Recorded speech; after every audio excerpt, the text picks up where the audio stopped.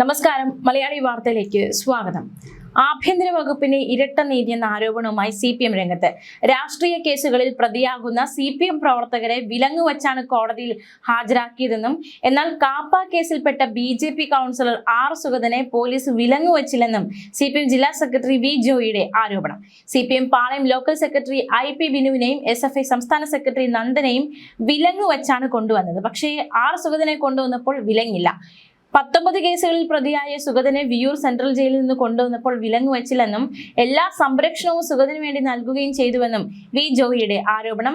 Railway സ്റ്റേഷനിൽ എത്തിച്ചപ്പോൾ വിലങ്ങുണ്ടായിരുന്നില്ല. BJP ആണെങ്കിൽ UDF സർക്കാർ എന്ത് സഹായവും ചെയ്തു കൊടുക്കുമെന്നും V ജോയിയുടെ ആരോപണം. രാഷ്ട്രീയ കേസുകളിൽ പെട്ടവരെ വിലങ്ങ് വയ്ക്കാൻ ആഭ്യന്തരമന്ത്രി അനുമതി കൊടുത്തിരിക്കുകയാണ്. ഇരട്ട നീതിയാണ് കേരളത്തിൽ നടക്കുന്നതെന്നും V ജോയിയുടെ ആരോപണം. എന്തായാലും നിർണായകമായ ഒരു ആരോപണമാണ് V ജോയിയുടെ ഭാഗത്തു നിന്നും ഉണ്ടായിരിക്കുന്നത്. അതേസമയം ഇനി നമ്മൾ മറ്റൊരു വാർത്തയിലേക്ക് കൂടി പോവുകയാണ്. കഴിഞ്ഞ ദിവസം കാപ്പ കേസിൽ തടവിലുള്ള Thiruvananthapuram corporation BJP councillor R സുഗതന് വിയൂർ ജയിലിൽ വെച്ച് സത്യപ്രതിജ്ഞ ചെയ്തിരുന്നു. ഇന്നലെ രാവിലെയോടെയായിരുന്നു സത്യപ്രതിജ്ഞ ചടങ്ങ് നടന്നത്. ഇതിന് പിന്നാലെ സമൂഹ മാധ്യമങ്ങൾ ജനങ്ങൾ എന്താണ് ഇതിനെക്കുറിച്ച് പറയുന്നത് എന്ന് നോക്കാം. അതായത് നമുക്കറിയാവുന്നതുപോലെ തന്നെ കമന്റുകൾ അത് ജനങ്ങൾക്ക് അവരുടെ ഒരു അഭിപ്രായം പ്രകടിപ്പിക്കാനുള്ള ഒരു ഇടം കൂടിയാണ്. അപ്പോൾ അത്തരത്തിൽ ഈ ഒരു സുഗതന്റെ പുതിയ സത്യപ്രതിജ്ഞയ്ക്ക് ജയിൽ വേദിയാകുമ്പോൾ എന്താണ് ജനങ്ങൾക്ക് പറയാനുള്ളതെന്ന് നോക്കാം. കുറച്ച് കമന്റുകൾ നമുക്കൊന്ന് വായിച്ചു നോക്കാം. ജനങ്ങൾക്ക് എന്താണ് പറയാനുള്ളത്, അവരെങ്ങനെ ഇതിനെ വിലയിരുത്തുന്നു എന്നതടക്കമുള്ള വിശദാംശങ്ങൾ നമുക്ക് നോക്കാം. എൻ്റെ നാട്ടിലെ നിയമത്തെ ഏറെ ബഹുമാനിക്കുന്നവരാണ് ഓരോ പൗരന്മാര്. പക്ഷേ ഇത് കണ്ടപ്പോൾ എൻ്റെ നാട്ടിലെ നിയമത്തോട് എനിക്കിപ്പോൾ പുച്ഛം തോന്നുന്നു എന്നാണ് ഒരു വ്യക്തി കുറിച്ചിരിക്കുന്നത്. കാപ്പ കേസിലെ പ്രതി ഇന്ത്യൻ ഭരണഘടനയോട് നീതി പുലർത്തുമെന്ന് പറയുന്നു. ഇത് എന്തൊരു വിരോധാഭാസമാണ് എന്നാണ് മറ്റൊരാൾ കുറിക്കുന്നത്. കാപ്പ കേസ് പ്രതിയായ ഞാൻ ദൈവനാമത്തിൽ പ്രതിജ്ഞ ചെയ്യുന്നു എന്ന് പറഞ്ഞ് മറ്റൊരു കമന്റ് കുറിച്ചിരിക്കുന്നു. ഗവൺമെന്റിന്റെ സപ്പോർട്ട് കൂടി ജയിലിൽ നിന്നൊരു സത്യപ്രതിജ്ഞ എന്നൊരു ആക്ഷേപം ഒരു വശത്ത് ഉയരുന്നുണ്ട്. ഇതുപോലുള്ള ക്രിമിനലുകളെ ജയിപ്പിച്ചുവിട്ട ജനങ്ങളും ക്രിമിനലുകളാണ് എന്നതടക്കമുള്ള അഭിപ്രായങ്ങൾ ഒരു വശത്ത് ഉയരുന്നുണ്ട്. ജനാധിപത്യത്തിന്റെ തോൽവി എന്നാണ് മറ്റൊരാൾ ഇതിനെ വിവരിക്കുന്നത്. ഈ വാർഡിൽ, അതായത് സുഗതന്റെ വാർഡിലുള്ളവരുടെ അവസ്ഥ വളരെ കഷ്ടം തന്നെ എന്ന് വേറൊരാൾ കുറിക്കുന്നു. മാത്രമല്ല വിദ്വേഷം കൂടാതെ എന്ന് സത്യപ്രതിജ്ഞ ചെയ്യുന്നു സുഗതൻ. എന്നിട്ടാണോ ഇത്തരത്തിലൊരു അടിപിടി കേസിലൊക്കെ പ്രതിയായ ഒരു വ്യക്തി ഇത്തരത്തിലൊരു സത്യപ്രതിജ്ഞ പറയുമ്പോൾ അത് വിരോധാഭാസം എന്നാണ് ജനങ്ങൾ ചൂണ്ടിക്കാണിക്കുന്നത്. ഇങ്ങനെ അതായത് ഭരണഘടനയോട് കൂറും മികവും പുലർത്തുമെന്നൊക്കെ പറയുന്ന ഒരു വ്യക്തി എന്നിട്ടാണോ ജയിലിൽ കിടക്കുന്നതെന്ന് മറ്റൊരാൾ ചോദിക്കുന്നു. സത്യപ്രതിജ്ഞ ജനങ്ങളെ സേവിക്കാനല്ലേ? കാപ്പ കേസിലെ പ്രതി എങ്ങനെ ജനങ്ങളെ സേവിക്കും? ഇയാൾ ജയിലായാൽ ഇയാളുടെ വാർഡിലെ കാര്യം ആര് നോക്കും? കൗൺസിലർ എന്ന് പറഞ്ഞാൽ ഒരു പദവിക്ക് വേണ്ടിയാണോ? ജനങ്ങളെ കാര്യം നോക്കാനല്ലേ? ഇയാൾ കുറ്റക്കാരനല്ല എന്ന് തെളിയുന്നതുവരെ കോടതി ഇയാളോട് മാറി നിൽക്കാനല്ലേ പറയേണ്ടത്? നമ്മുടെ കോടതി എന്താ ഇങ്ങനെ? നമ്മുടെ നിയമത്തോട് പുച്ഛം മാത്രം തോന്നുന്നു എന്ന് മറ്റൊരാൾ കുറിച്ചിരിക്കുന്നു. ജനങ്ങളുടെ വികാരമാണ്. അതിനെ ഇപ്പോൾ നിയമത്തെ ബഹുമാനിക്കാത്തതോ കോടതിയെ ബഹുമാനിക്കാത്തതോ അല്ല, പക്ഷെ പൊതുജനങ്ങൾക്ക് ഉണ്ടാകുന്ന ഒരു വികാരമാണ് അവർ ഈ ഒരു സംഭവം കാണുമ്പോൾ അത് കമന്റുകളിലൂടെ പ്രകടിപ്പിക്കുന്നത്. എന്തായാലും പുതിയ സർക്കാർ കൊള്ളാമെന്ന് സർക്കാരിനെയും വിമർശിച്ചിരിക്കുകയാണ്. മാത്രമല്ല ഈ സത്യവാചകത്തിൽ പറയുന്ന എന്തെങ്കിലും കാര്യം ഇയാൾ ചെയ്യുന്നുണ്ടോ, പാലിച്ചിട്ടുണ്ടോ എന്നൊരു മറ്റൊരാൾ ചോദിക്കുന്നുണ്ട്. മറ്റൊരാൾ പറയുന്നത് ഇപ്രകാരമാണ്: ഇതാണ് നിയമം, പാവപ്പെട്ടവർക്കെതിരെയുള്ള നിയമമാണ് എല്ലാം, ക്യാഷ് രാഷ്ട്രീയമുണ്ടോ, എല്ലാം സുഗമമായി നടക്കുമെന്ന് മറ്റൊരാൾ വിമർശിക്കുന്നു. തിരുവനന്തപുരം മുനിസിപ്പൽ കോർപ്പറേഷൻ അല്ല വിയൂർ സെൻട്രൽ ജയിലിലെ പ്രതികളുടെ കൗൺസിലറായി എന്നെ തിരഞ്ഞെടുക്കപ്പെട്ടതിൽ ഞാൻ സന്തോഷിക്കുന്നുവെന്ന് മറ്റൊരാളുടെ വിമർശന കമന്റ് ഉണ്ട്.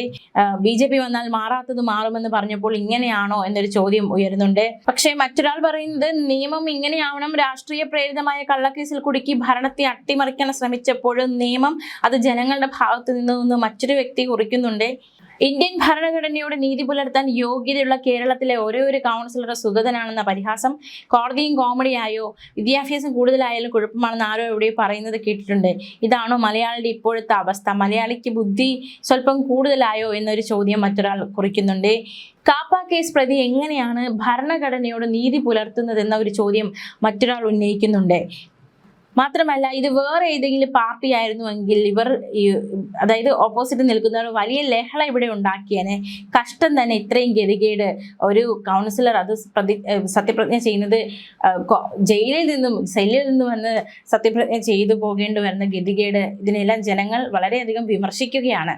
ജനങ്ങൾക്ക് പറയാനുണ്ട്, അവരും പ്രതികരിക്കുന്നുണ്ട്, അവരും പൊട്ടിത്തെറിക്കുന്നുണ്ട്. എന്താണ് ഈ നാട്ടിൽ നടക്കുന്നത്? കേരളം ഉത്തർപ്രദേശ് പോലെ ആയോ എന്നതടക്കമുള്ള ചോദ്യങ്ങൾ ഉയരുന്നുണ്ട്. അങ്ങനെ അങ്ങനെ ഒരുപാട് വിമർശനം ഈ ഒരു സംഭവത്തിന് പിന്നാലെ ഉയരുന്നുണ്ട്. കഴിഞ്ഞ ദിവസമായിരുന്നു കാപ്പ കേസിൽ തടവിലുള്ള Thiruvananthapuram corporation BJP councillor Sugathan Viyyur ജയിലിൽ വെച്ച് സത്യപ്രതിജ്ഞ ചെയ്തത്. മേയർ സത്യവാചകം ചൊല്ലിക്കൊടുക്കുകയുണ്ടായി. ജനാധിപത്യത്തെ സംരക്ഷിക്കുക എന്നത് കോടതിയുടെ കടമയാണെന്ന് പറഞ്ഞായിരുന്നു കോടതി ഇത്തരത്തിലൊരു ഉത്തരവ് പുറപ്പെടുവിച്ചത്. ജനാധിപത്യത്തിൽ ജനകീയ കൽപ്പന മാനിക്കപ്പെടണമെന്നാണ് ഹൈക്കോടതി പറഞ്ഞത്.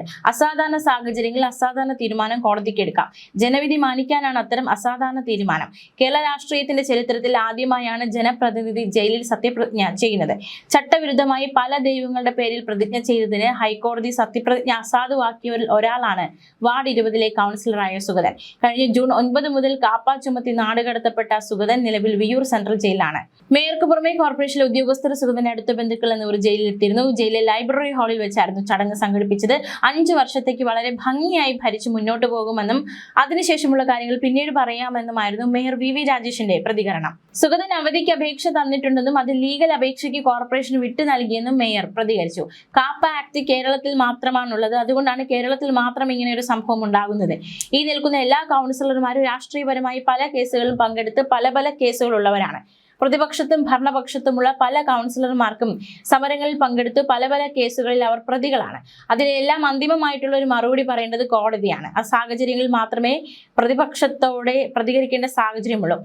പ്രതിപക്ഷത്തായിരുന്നപ്പോഴും ഭരണപക്ഷത്തായിരുന്നപ്പോഴും ഏതൊക്കെ സാഹചര്യങ്ങളിൽ കൂടി കടന്നു പോകണമെന്ന ഉത്തമമായ ബോധ്യമുള്ളവരാണ് BJP. ചെയ്യുന്ന ഓരോ കാര്യങ്ങളിലും ശക്തമായ വിയോജിപ്പ് CPMന്റെ ഭാഗത്തു നിന്ന് ഉണ്ടാകുമെന്ന് അറിഞ്ഞുകൊണ്ട് തന്നെയാണ് ചെയ്യുന്നത്. ആ കാര്യങ്ങളിൽ ഒരു ഇഞ്ച് പിന്നോട്ട് പോകുന്ന പ്രശ്നമില്ല. പാളയം മാർക്കറ്റിൽ മാസപ്പടി പിരിക്കുമ്പോൾ അതിന് കുറവ് വന്നാലും CPM നേതാക്കന്മാർ ബിനാമികളായ അനധികൃത കടകൾ പൂട്ടുമ്പോഴും കോർപ്പറേഷന്റെ കോടിക്കണക്കിന് രൂപ വില വരുന്ന സ്വത്തുക്കൾ സ്വന്തം സ്വത്ത് പോലെ കൈമാറിയിരുന്ന സഖാക്കന്മാരെ അവിടെ നിന്ന് ഒഴിവാക്കുമ്പോഴും ഇതിനപ്പുറവും ഞങ്ങൾ പ്രതീക്ഷിക്കുന്നുണ്ട്.